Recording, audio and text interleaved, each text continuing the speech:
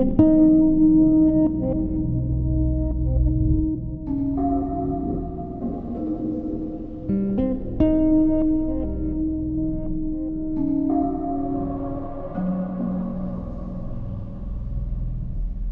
Maker of the universe made it clear for us that we are here on a mission, and it soon will take form in physicality,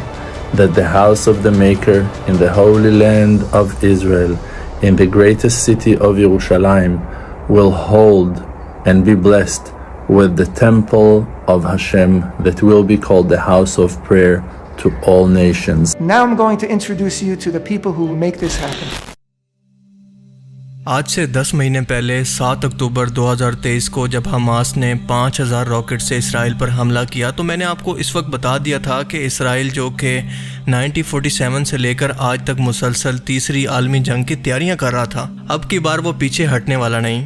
اس کی وجہ یہ ہے کہ وہ اپنی نئی جنریشن کو اب تک اس جنگ کے لیے ذہنی طور پر تیار کر چکا ہے، اور اس کے علاوہ ٹیکنالوجیکل، جنگی یا سفارتی تیاریاں، ہر طرح کی اسٹریٹجی انہوں نے یہی سوچ کر بنائی ہے کہ انہیں ایک دن اس عالمی جنگ کو لڑنا ہے۔ وہ عالمی جنگ جس کی پیشن گوئی ہر ایک ابراہیمک ریلیجن کے اندر کی گئی ہے، اور وہ پیشن گوئی جس کو کوئی نہیں ٹال سکتا،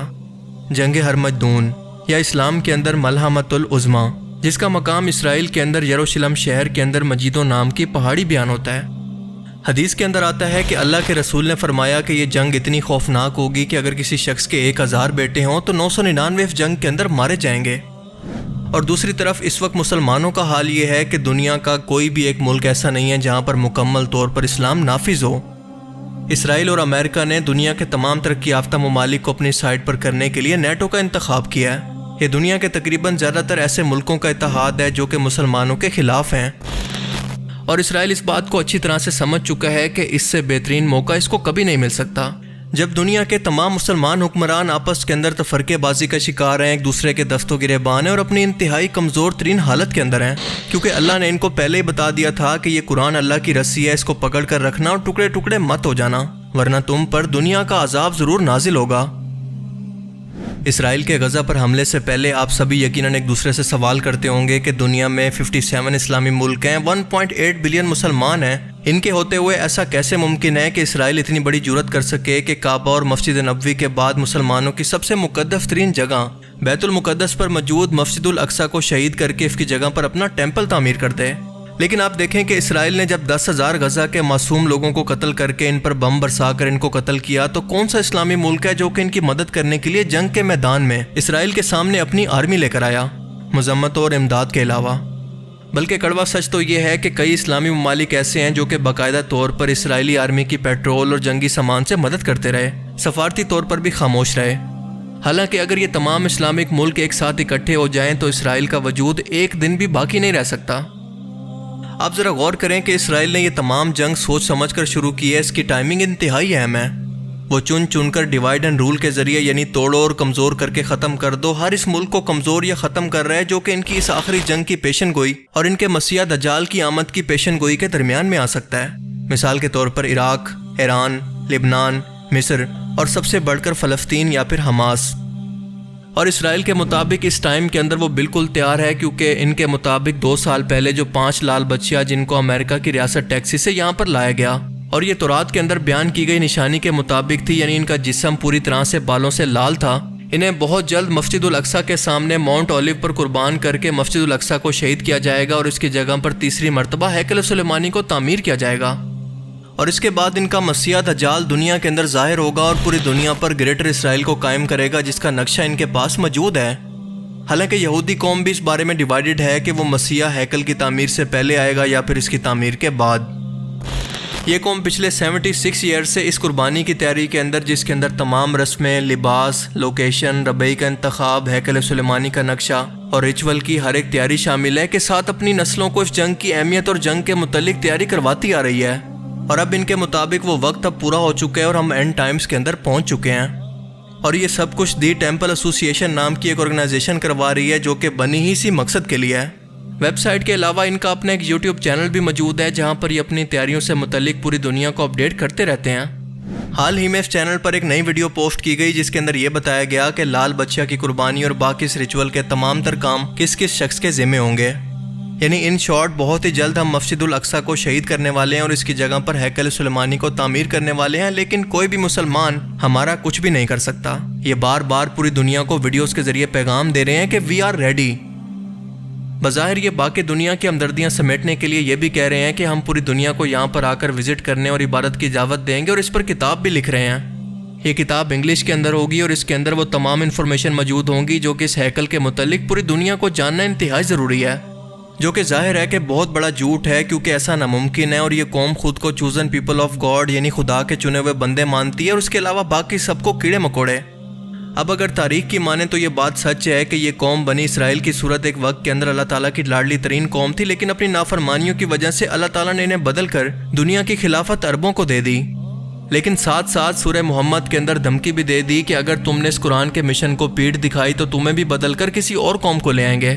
لہٰذا ہم نے دیکھا کہ اللہ تعالیٰ نے اپنے وعدے کے مطابق عربوں کی نافرمانیاں، قرآن کو پیٹھ دکھانے اور اپنی عیاشیوں کی وجہ سے اس عرب قوم کو ترکوں سے یعنی سلطنت عثمانیہ سے بدل دیا گیا، لیکن اس کے بعد امت مسلمہ کبھی بھی ایک جگہ پر اکٹھی نہیں ہو سکی۔ ویسے تو لال بچہ کی قربانی اور ہیکل سلیمانی کی تعمیر یہ سب پیشن گوئیاں تورات کے اندر موجود ہیں، مسلمانوں کی کتاب کے اندر ایسا کچھ نہیں لکھا، لیکن اس کے بعد کے حالات تورات، انجیل اور اسلامی تعلیمات کے اندر ایک جیسے بیان ہوتے ہیں۔ یعنی ایک عالمی جنگ جس کے اندر یہودی، کرسچن اور منافق مسلمان ایک جگہ پر، جبکہ امام مہدی علیہ السلام کا لشکر دوسری طرف ہوگا، اور اللہ تعالیٰ آخر میں مسلمانوں کو فتح نصیب فرمائے گا۔ یہ جنگ ہر صورت ہو کر رہنی ہے اور اسرائیلی قوم اس کی منصوبہ بندی بھی کرتی آ رہی ہے، لیکن یہ کب ہوگی اس کا کسی کو نہیں پتا۔ لیکن ہمیں یہ کوشش کرنی چاہیے کہ ہم اس جنگ کو زیادہ سے زیادہ ڈیلے کروائیں، کیونکہ اگر یہ جنگ شروع ہو گئی تو اٹامک بامز کی تباہی کے بعد شاید ایک بار پھر سے انسانیت سٹون ایج کے اندر پہنچ جائے، ٹینکوں کی جگہ گھوڑے اور مشین گنز کی جگہ تلواریں لے لیں، اور اس کے بعد اسلامی خلافت کا آغاز اسی جنگ کے میدان یعنی فلسطین کے شہر یروشلم سے ہوگا کچھ یوں کہ ایک سعودی بادشاہ کی وفات کے بعد اس کے بیٹوں کے اندر حکومت حاصل کرنے پر اختلاف ہوگا۔ یہ لڑائی حرم کعبہ کے اندر بھی پہنچ جائے گی، اور آخر کار یہ تمام قبیلے حرم کعبہ کے اندر ایک شخص کے ہاتھ پر بیعت کر کے انہیں حکمران تسلیم کر کے اس لڑائی کو ختم کریں گے، اور اس شخص کا نام ہوگا امام مہدی۔ یہ پیشن گوئی کس حد تک درست ہے اس بات کا اندازہ آپ اس بات سے لگا لیں کہ دنیا کا کوئی بھی ایک ایسا ملک نہیں ہے جس کے اندر پریکٹیکلی طور پر بادشاہت کا نظام آج بھی ایگزسٹ کرتا ہو سوائے سعودی عربیہ کے، اور اس ٹائم بھی بادشاہت کو لے کر وہاں پر کس قدر کھینچا تانی موجود ہے یہ بھی آپ کے سامنے ہے۔ امام مہدی علیہ السلام کے ہاتھ پر بیعت کرنے کے بعد یہ تمام لوگ مل کر پورے عرب کے اندر امام مہدی علیہ السلام کی حکومت کو قائم کریں گے۔ اللہ تعالیٰ امام مہدی علیہ السلام کی زمینی مدد ایسے کریں گے کہ ان کے ظہور کی خبر سن کر ایک لشکر جس کے پاس سیاہ جھنڈے ہوں گے خراسان سے نکل کر مکہ کے اندر امام مہدی علیہ السلام کی فوج سے جا کر ملے گا۔ رسول اللہ صلی اللہ علیہ وسلم کی پیشن گوئی کے مطابق آج کے خراسان کا مطلب ہے ایران، افغانستان اور پاکستان کا کچھ حصہ۔ اس کے بعد یہ لشکر دجال کی اسی فوج کا مقابلہ اسی جگہ یروشلم شہر کے اندر کرے گا اور اس کو فتح کر لے گا، اور اس کے بعد دجال کا ظہور ہوگا۔ یہ مسلم لشکر آہستہ آہستہ اتنی بڑی یہودی فوج کے سامنے کمزور پڑنے لگے گا، اور یہاں تک کہ ایک مشکل وقت ایسا آئے گا کہ دجال اور اس کا لشکر امام مہدی کی فوج کا پیچھا کرتے ہوئے ملک شام کے دمشق شہر میں امام مہدی علیہ السلام کی فوج کو ایک جگہ پر گھیر لے گا، جس کے بعد اللہ تعالیٰ امام مہدی علیہ السلام کی آسمانی مدد ایسے کریں گے کہ حضرت عیسیٰ علیہ السلام دمشق میں ایک جامع مسجد کے مینار پر واپس آ کر دجال کو قتل کریں گے اور پوری دنیا پر اسلامی خلافت کو قائم کریں گے۔